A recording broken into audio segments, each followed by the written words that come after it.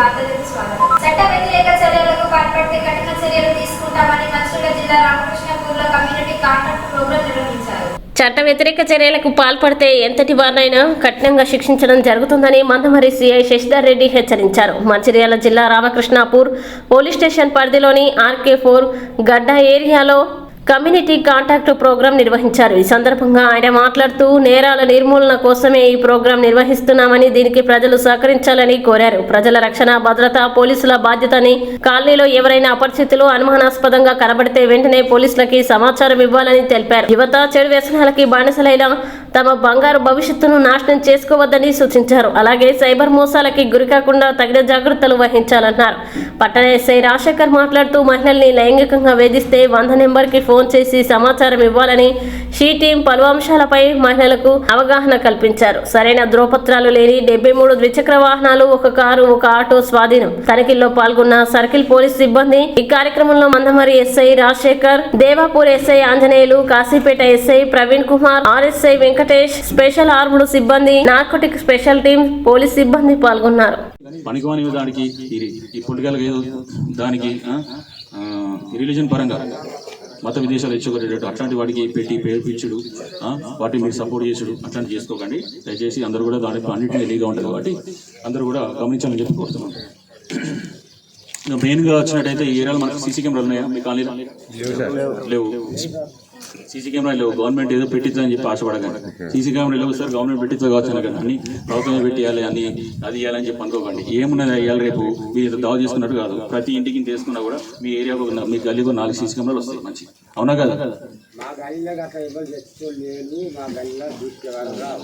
పెట్టుకోవాలి, చేసుకోలేరని కాదు, చేసుకోవాలి. తాగేందుకైతే తాగు చేసుకునేందుకైతే పైసలు పడుకొని పోతారు కదా. కోడి కూరవతో అంటే పైసలు పడుకొని పోతావు తినేందుకు, అవన్నీ ఉంటాయి. ఈ మనిషిని తీసుకున్న వాళ్ళ కెమెరాలు ఎందుకోసమే? మీకోసమే కెమెరాలు ఉన్నాయి. ఎందుకోసం? రేపు పొద్దుగాల చెప్పైన తర్వాత మాట రేపు పొద్దుగాల ఏ ఇన్సిడెంట్ జరిగినా, ఒక బండి వచ్చి గుద్దినా, లేకపోతే ఇంకే సంథింగ్ ఏదో జరిగింది, ఒక కిడ్నాప్ జరిగింది, లేకపోతే ఇంకే దొంగలు పడ్డారు, ఏదైనా కూడా కెమెరాలు ఉంటాయి. చేసేటోళ్ళు కూడా ఇక్కడ రారు, భయపడతారు. ఫస్ట్ కెమెరా ఏ పని చేసేటోళ్ళు ఉన్నా కూడా ఫస్ట్ మీ గలీలో కెమెరాలు ఉన్నాయి లేవో చూసుకున్నా కానీ పని చేస్తారు. గుర్తుపెట్టుకోండి, కెమెరాలు ఉన్నాయంటే మీ దరిదాలు కూడా ఎవరు రారు. మీ బండి ఇక్కడ పెట్టిపోయినా కూడా రేపు పొద్దుగాల ఈ కెమెరా ఉన్నాయంటే దానికి సెక్యూరిటీ ఉంటుందయ్యా. బండి దగ్గరికి ఎవరు రాడు. బండి ముట్టుకున్నా కూడా కెమెరా చూసి వాడు అటే పోతాడు. అవునా కదా? అది కెమెరాలో ఒక కెమెరా అంటే 100 మంది పోలీసులతో సమానం. ఊకే ఎల్లప్పుడు పోలీసు వాళ్ళు ఊకే ఫోన్ చేస్తే వస్తారు, 10 నిమిషాలు పోతారు. ఎప్పుడు మీ ఒక్క ఖాళీ లేదు కదా. మొత్తం మిగతా ఏరియా అంతా కూడా పోలీసులు కవర్ చేయాలి ఉన్నదంటే. కాబట్టి మీకు ఎప్పటికీ ఉండేటట్టు ఉండాలంటే పోలీసులకనే భావిస్తుంది కెమెరా. వర్షం పడ్డా, ఎండ కొట్టినా, ఏదున్నా కూడా కెమెరా అట్లనే ఉంటుంది. అవునా కదా? దానికి కుల మతంతో భేదాభిప్రాయం లేదు. ఇంకోటి ఏంటిది, ఏదో కొట్టుకున్న ఏదన్నా కూడా ఎవిడెన్స్. అది రేపు పొద్దుగాల కోర్టులో ఎవిడెన్స్ చూపెడితే శిక్ష పడే ఛాన్సెస్ ఎక్కువ ఉంటాయి మనకు. అదే ఇంటి పక్కన చెప్పారంటే వాడు ఎప్పుడు భయపడు. అవునా కదా? కాబట్టి కెమెరాతో ఉపయోగం ఉంది అందరికీ. నాకు సంబంధం లేదు అనుకోకండి. అసలు అయితే యాక్చువల్గా మీరు ఇంటింటికి కెమెరా పెట్టుకుంటే మంచిది. కానీ అట్లీస్ట్ మీకు గల్లీలోనే కెమెరా పెట్టుకోండి.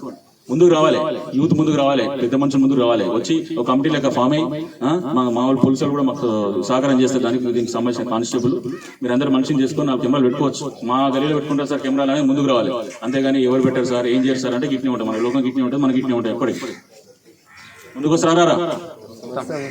మనిషిని వేసుకోండి అయ్యా, ఎవరికి వచ్చినంత వేసుకోండి. మీ దగ్గర ఉద్యోగం సింగరేణి నౌకరీ చేస్తున్నారు, ఇంకెవరైనా బయట నౌకరీ చేస్తున్నారు, మీ ఊరు కోసం మీ గల్లీ కోసం చేసేవాళ్ళు ఎవరైనా ఉంటారు, ఫోన్ చేస్తే ఎవరు చెప్తారు. ఇంకా ఎవరు పెద్ద మనుషులు ఉంటారు, వాళ్ళు రిక్వెస్ట్ చేసుకోండి. అయ్యా మాకు కెమెరా కావాలని పెట్టుకోవచ్చు. చేసుకోండి. ఒక 4 కెమెరాలు కూడా తప్పే ఉన్నాయి. అవునా కదా? సెక్యూరిటీ ఉంటుంది మీకోసమే కదా, మీ పిల్లల కోసం, మీ భార్య పిల్లల కోసమే, మీకోసమే కెమెరాలు చెప్పేది. కాబట్టి అర్థం చేసుకోండి. అందరు తలకెప్తాను తప్ప ఎవరు నేను తీసుకుంటా సార్. మేము lions club of Gargilla helping hands ఆధ్వర్యంలో 16 మంది ఆటో డ్రైవర్లకు కంటి ఆపరేషన్లు ఉచితంగా జరిగాయి. కొద్ది రోజుల క్రితం ఉచిత కంటి పరీక్షల శిబిరంలో కంటి చూపు ఇబ్బంది ఉన్న 21 మంది కంటి ఆపరేషన్ కోసం ఎంపిక చేసినట్లు తెలిపారు. అయితే అందులో 5గురికి ఆరోగ్య ఇబ్బందుల దృష్ట్యా ఆపరేషన్లు వాయిదా పడినట్లు చెప్పారు. కరీంనగర్లోని ఓ ఆసుపత్రిలో 16 మందికి కంటి ఆపరేషన్లు విజయవంతమైనట్లు పేర్కొన్నారు. ఆటో డ్రైవర్లు, వారి కుటుంబ సభ్యులకు ఉచిత వైద్య శిబిరాలు జరుగుతూనే ఉంటాయని అన్నారు. ఈ కార్యక్రమంలో lion Venkateswarlu, Bellamkonda Murali, Abdul Rahim, Potta Madhukar, Pagadala Rajesh, Kalvala Anjaiah, Bore Venkatesh, MD Shafi, Challagattaiah, Kalaveni Shekar, lions club committee సభ్యులు, హెల్పింగ్ హ్యాండ్స్ కమిటీ సభ్యులు, ఆటో యూనియన్ జిల్లా కమిటీ, పట్టణ కమిటీ సభ్యులు పాల్గొన్నారు.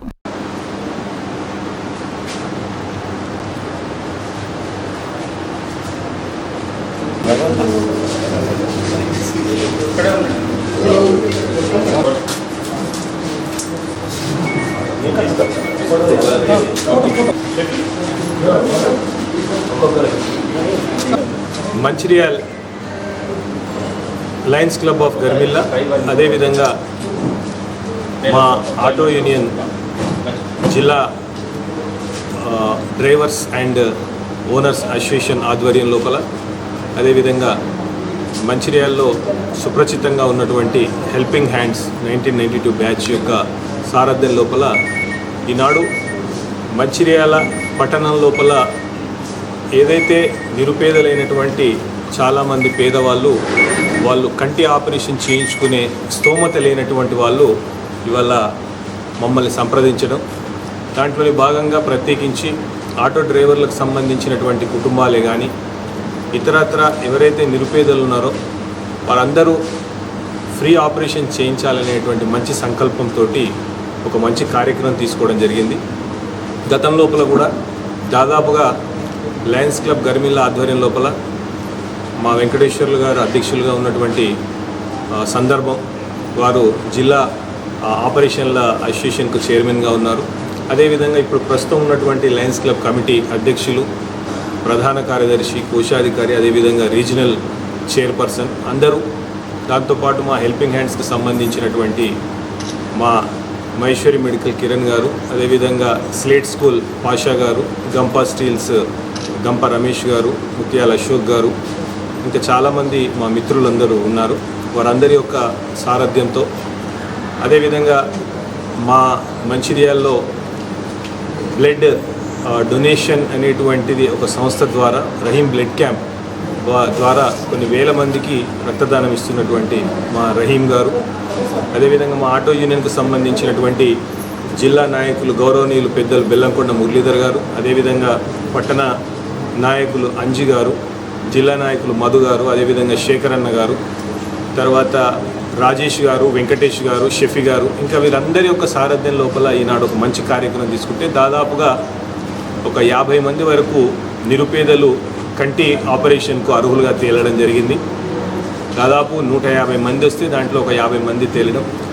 అయితే దాంట్లోపల దాదాపుగా ఫస్ట్ ఫేజ్లో ఒక 21 మందిని మేము అక్కడికి పంపించడం జరిగింది. పంపిస్తే దాంట్లో ఒక 4గురికి అక్కడికి వెళ్ళిన తర్వాత కొద్దిగా బీపీ ఎక్కువ ఉండడం, కొద్దిగా షుగర్ కంటెంట్స్ ఎక్కువ ఉండడం వల్ల వారిని రెండో విడుదల చేస్తామని చెప్పి ఇవాళ ఇప్పుడున్నటువంటి ఈ యొక్క 16 మందికి ఇప్పుడు కంటి ఆపరేషన్ చేయడం జరిగింది. ఇంకా మిగతా వాళ్ళను కూడా అక్కడికి పంపించమని చెప్పారు. త్వరలో వాళ్ళని కూడా పంపిస్తాం. ఈ సందర్భంగా ఈ ఫస్ట్ క్యాంపులో దాదాపు ఒక 50 మంది నిరుపేదలకు మేము కంటి ఆపరేషన్స్ చేయించడం జరుగుతుంది. అయితే ఈ సందర్భంగా కంటి ఆపరేషన్ చేయించుకున్నటువంటి ఈ పెద్ద మనుషులందరికీ, పెద్దలకు, అదేవిధంగా తల్లులందరికీ నేను విజ్ఞప్తి చేస్తున్నాను, మీ కంటి ఆపరేషన్ సక్సెస్ఫుల్గా పూర్తయిందని చెప్పి ఎవరైతే డాక్టర్ భాస్కర్ మడేకర్ గారి సారథ్యం లోపల రేకుర్తి హాస్పిటల్ వారు మీకు ఈ యొక్క ఫ్రీ ఆపరేషన్ చేయడం జరిగింది. ఇంటర్నేషనల్ లయన్స్ క్లబ్ అనేది 210 దేశాలకు పైగా ఇప్పుడు సేవా కార్యక్రమం చేస్తున్నది. మనది ఉమ్మడి ఆదిలాబాద్ జిల్లా, ఉమ్మడి కరీంనగర్ జిల్లాను కలిపి 320G లైన్ డిస్ట్రిక్ట్ అని చెప్పేసి అంటాము. ఈ 320G లైన్ డిస్ట్రిక్ట్లో సేవా కార్యక్రమం అనేక నడుస్తున్నాయి. దాంట్లో భాగంగానే ఉచిత నేత్ర చికిత్స శిబిరం అనేది ప్రతి ఊళ్ళో కూడా ఏర్పాటు చేస్తున్నాము. ఎవరైతే నిరుపేదలు ఉన్నారో, ప్రైవేట్ హాస్పిటల్ వెళ్ళలేక, ఖర్చులు భరించలేక వాళ్ళు ఉన్నారో వాళ్ళందరూ కూడా మా లయన్స్ క్లబ్స్ ద్వారా మేము ఉచితంగా ఆపరేషన్ చేసి మేము ఇలాంటి సేవా కార్యక్రమం చేస్తున్నాం. ఈ ఉచిత ఆపరేషన్ అనేది చాలా గొప్ప విషయం. ఏంటంటే రేకుర్తికి వెళ్ళిన తర్వాత వాళ్ళకు అన్ని రకాల పరీక్షలు చేసి తర్వాత లోపల మంచి క్వాలిటీ లెన్స్ వేస్తారన్నమాట. అవి ఇంపోర్టెడ్ లెన్స్. ఆ లెన్స్ వేయడం ద్వారా వాళ్ళకి మంచి కంటి చూపు వస్తుంది. ఇన్నాళ్ళు వాళ్ళు మసగా ఉన్న వాళ్ళందరూ ఈ ఆపరేషన్ అయిన తర్వాత వాళ్ళు చక్కగా వాళ్ళ పని వాళ్ళు చేసుకుంటారు. వాళ్ళ ప్రేమైన వాళ్ళ పలకరించారు, వాళ్ళందరినీ పలకరించారు. వాళ్ళ లైఫ్ చాలా ఆనందంగా గడుపుతుంది. గత సంవత్సరం కూడా మనం లయన్స్ క్లబ్ గర్మిల్లా ద్వారా 600 ఆపరేషన్ చేయించడం జరిగింది. వాళ్ళని చాలా ఆనందంగా ఉన్నారు. ఇవన్నీ కూడా రేకుర్తి కంటి హాస్పిటల్ ఉదాహరణ నేత్ర వైద్యశాల యొక్క చైర్మన్ కొండా వేణుమూర్తి గారు, అదేవిధంగా వైస్ చైర్మన్ చిదిరా సురేష్ గారి సహకారంతో గర్మిల్లా లయన్స్ క్లబ్, మరి అదేవిధంగా auto drivers and owners association, అదేవిధంగా ఎల్పీ హ్యాండ్స్ సహకారంతో ఈరోజు ఈ వాలంటీర్స్ కూడా చాలా హెల్ప్ చేయడం జరిగింది. బడతలపల్లి గ్రామ పంచాయతీ పరిధిలోని చొక్కారాం నగర్లోని శ్రీ సరస్వతి శిశు మందిర్ ఉన్నత పాఠశాలలో ఈ నెల 31 సెప్టెంబర్ 1-2 తేదీల్లో రాష్ట్ర స్థాయి క్రీడా పోటీ నిర్వహిస్తున్నట్లు నిర్వాహకులు తెలిపారు. శ్రీ సరస్వతి శిశు మందిర్ ఉన్నత పాఠశాలలో ఈ నెల 31 సెప్టెంబర్ 1-2 తేదీల్లో రాష్ట్ర స్థాయి క్రీడా పోటీలు నిర్వహిస్తున్నట్లు శ్రీ సరస్వతి శిశు మందిర్ విద్యాపీఠం తెలంగాణ సంఘటన కార్యదర్శి పతకమూరి శ్రీనివాసరావు తెలిపారు. విద్యార్థులకు చదువుతో పాటు సంస్కారం, సర్వాంగీణ వికాసం, ధైర్యం, సాహసం, ఉత్సాహం, శారీరక దారుఢ్యంతో పాటు మానసిక ఉల్లాసాన్ని, ప్రశాంతతని, పోటీతత్వాన్ని పెంపొందించడానికి ఈ పోటీలు నిర్వహిస్తున్నామన్నారు. ఈ పోటీల్లో రాష్ట్ర వ్యాప్తంగా 1000 మందికి పైగా క్రీడాకారులు పాల్గొంటారని తెలిపారు. ఈ పోటీల్లో గెలుపొందిన క్రీడాకారులు కర్ణాటకలో నిర్వహించే క్షేత్రస్థాయిలో పాల్గొంటారని అన్నారు. అక్కడ గెలుపొందిన క్రీడాకారులు all India games and sports లో పాల్గొంటారని తెలిపారు. ఈ కార్యక్రమంలో శ్రీ సరస్వతి శిశు మందిర్ విద్యాపీఠం తెలంగాణ ప్రాంత కార్యదర్శి ముక్కల సీతారాములు, ప్రాంత శైక్షణిక ప్రముఖ నల్లాన్ చక్రవర్తుల కృష్ణమాచార్యులు, శ్రీ భీమ్సేన్ రావు తదితరులు పాల్గొన్నారు. ఈ యొక్క ఖేల్ కూద్ కార్యక్రమం అనేటువంటిది ప్రతి సంవత్సరం కూడా జరుగుతుంది. ప్రతి సంవత్సరము మొట్టమొదట పాఠశాల స్థాయిలో జరుగుతుంది. పాఠశాల స్థాయిలో గెలుపొందినటువంటి వాళ్ళు సంకుల స్థాయిలో పాల్గొంటారు, అంటే క్లస్టర్ లెవెల్లో పాల్గొంటారు. ఆ క్లస్టర్ లెవెల్లో గెలిచినటువంటి వాళ్ళు విభాగ స్థాయిలో పోటీల్లో పాల్గొంటారు. అక్కడ గెలుపొందినటువంటి వాళ్ళు ప్రాంత స్థాయిలో పాల్గొంటారు. ఇక్కడ ఈ రాంపూర్లో తెలంగాణ ప్రాంతానికి సంబంధించి అన్ని జిల్లాల నుండి కూడా ఇక్కడ వస్తారు. సుమారుగా 1000 మంది క్రీడాకారులు వస్తారు. ఇందులో గేమ్స్, తర్వాత స్పోర్ట్స్ లో రన్స్ ఉన్నాయి, జంప్స్ ఉన్నాయి, త్రోస్ ఉన్నాయి, ఇవన్నీ కూడా జరుగుతాయి. ఇక్కడ క్రీడలలో పాల్గొన్నటువంటి వాళ్ళు, ఇక్కడ గెలుపొందినటువంటి వాళ్ళందరూ కూడా క్షేత్ర స్థాయి, అంటే 3 స్టేట్కి సంబంధించి కర్ణాటక రాష్ట్రంలో పోటీలు జరుగుతాయి, అక్కడ పాల్గొంటారు. అక్కడ గెలుపొందినటువంటి వాళ్ళు ఆల్ ఇండియా విద్యాభారతికి సంబంధించినటువంటి గేమ్స్ అండ్ స్పోర్ట్స్లో పాల్గొంటారు. అక్కడ గెలుపొందినటువంటి వాళ్ళు గవర్నమెంట్ నిర్వహించేటువంటి SGFI school games federation of India ఏదైతే పోటీలు నిర్వహిస్తుందో అక్కడ విద్యాభారతి అఖిల భారతీయ శిక్షా సంస్థ ఒక స్టేట్ లాగా రిప్రజెంట్ చేస్తూ అక్కడ పోటీల్లో పాల్గొంటారు. ఇట్లా ఇది ఈ సంవత్సరం కాదు, గత అనేక సంవత్సరాల నుంచి కూడా పాల్గొంటుంది. విద్యాభారతి 2019వ సంవత్సరంలో 8వ స్థానాన్ని సంపాదించడం జరిగింది.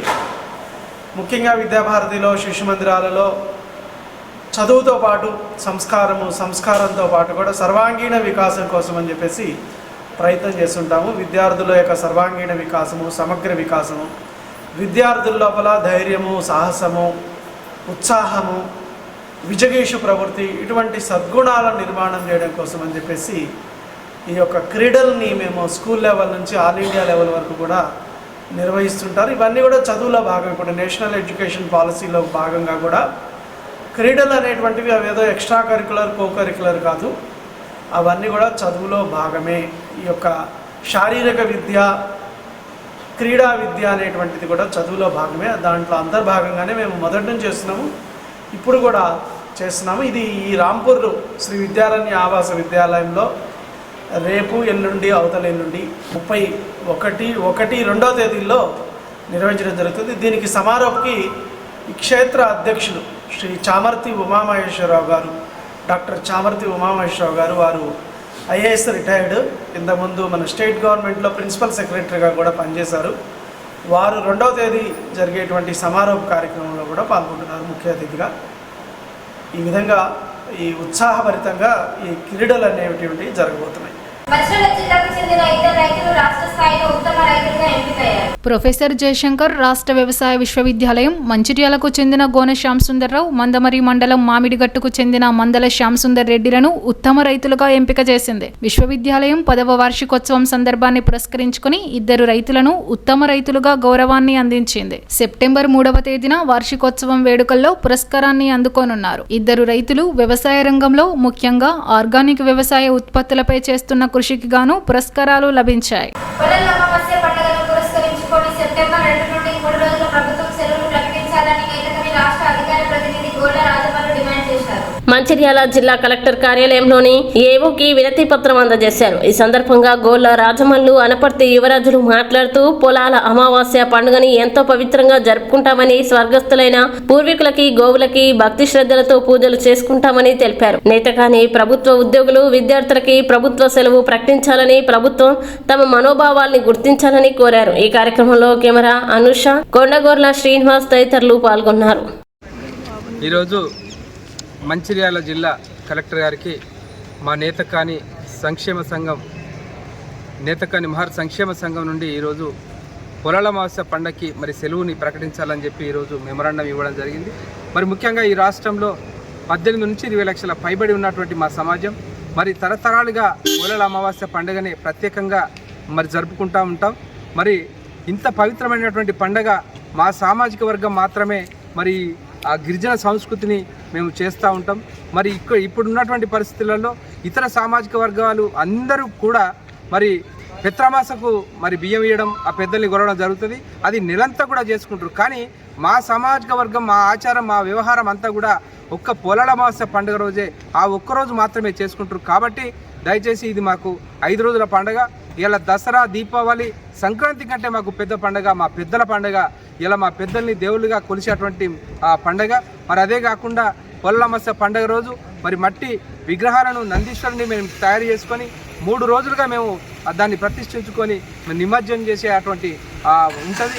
ఆ రకంగా మరి మా సంస్కృతిలో భాగంగా మరి దండారి కూడా ఆడడం అటువంటిది ఉన్నది. మరి అంతేకాకుండా గౌరవం చేసి మా ఆడపడుచులందరూ కూడా చాలా సంతోషంగా పండుగ జరుపుకుంటాం. ఇట్లా 5 రోజులుగా పండుగ జరుపుకుంటాం. కాబట్టి దయచేసి మరి ఏదైతే మా నేతకాని సామాజిక వర్గాన్ని గుర్తించి ఇవల్ల అన్ని సామాజిక వర్గాలకు మరి సెలవు దినాలు ప్రకటించారు. అదేవిధంగా మా ఆచారాలు, మా వ్యవహారాలు ఇలా మా సామాజిక వర్గాన్ని కూడా గౌరవించి మాకు కనీసం ఒక 3 రోజులు 5 రోజుల సెలవు, 5 రోజులు మా పండుగ ఉన్నప్పటికీ 3 రోజుల సెలవు దినాన్ని ప్రకటించి ఇలా మా సామాజిక వర్గాన్ని, మా సంస్కృతిని గౌరవించాలని సందర్భంగా తెలియజేసుకుంటా ఉన్నాం. జై నేతకాని, జై. ఉమ్మడి ఆదిలాబాద్ జిల్లా వ్యాప్తంగా గత 2 రోజుల్లో కురుస్తున్న భారీ వర్షాలకు కడెం ప్రాజెక్టుకు వరద ఉధృతి ఎక్కువ ఇవ్వడంతో అప్రమత్తమైన ప్రాజెక్టు అధికారులు ప్రాజెక్టు 3 గేట్లు ఎత్తి గోదావరిలోకి నీటిని విడుదల చేశారు. ప్రాజెక్టు పూర్తి స్థాయి నీటి మట్టం 700 అడుగులు కాగా ప్రస్తుతం 699.350 అడుగుల వద్ద కొనసాగుతుంది. ప్రాజెక్టు ఎగువ ప్రాంతాల్లో కురుస్తున్న భారీ వర్షాలకి ప్రాజెక్టులోకి ఇన్ఫ్లోగా 25,403 క్యూసెక్ల నీరు వచ్చి చేరుతున్న క్రమంలో ప్రాజెక్టు 3 గేట్ల ద్వారా 21,749 క్యూసెక్ల నీటిని దిగువకు విడుదల చేస్తున్నారు. నీటిపారుదల శాఖ అధికారులు దిగువ ప్రాంత ప్రజలు అప్రమత్తంగా ఉండాలని, ప్రవాహ ప్రాంతానికి ఎవరు కూడా వెళ్లకూడదని సూచిస్తున్నారు.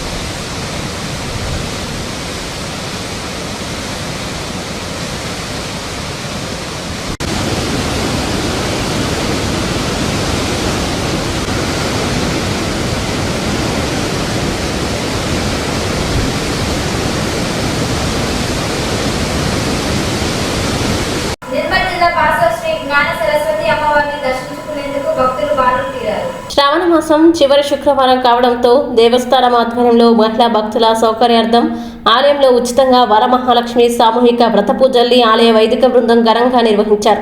మహిళలు, విద్యార్థులు సైతం భారీ సంఖ్యలో పూజా కార్యక్రమాల్లో పాల్గొన్నారు. అక్షర శ్రీకర పూజల్లో అధిక సంఖ్యలో భక్తులు పాల్గొని అమ్మవారికి మొక్కులు చెల్లించుకున్నారు. భక్తులకు ఎలాంటి ఇబ్బందులు కలగకుండా ఈవో విజయరామారావు ఆధ్వర్యంలో ప్రత్యేక ఏర్పాట్లు చేశారు.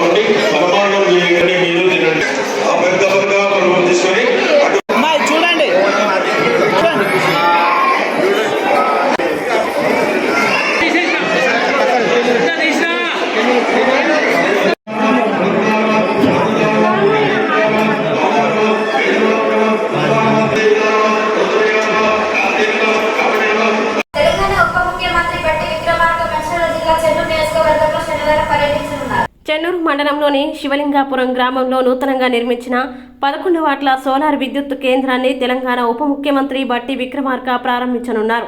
అనంతరం జైపూర్ మండల కేంద్రంలో గల ఎస్టీపీపీ సింగరేణి పవర్ ప్లాంట్లో పలు అభివృద్ధి కార్యక్రమాల్లో పాల్గొననున్నారు. ఉప ముఖ్యమంత్రి బట్టితో పాటు మంత్రులు శ్రీధర్ బాబు, పొన్నం ప్రభాకర్ పాల్గొననున్నారు.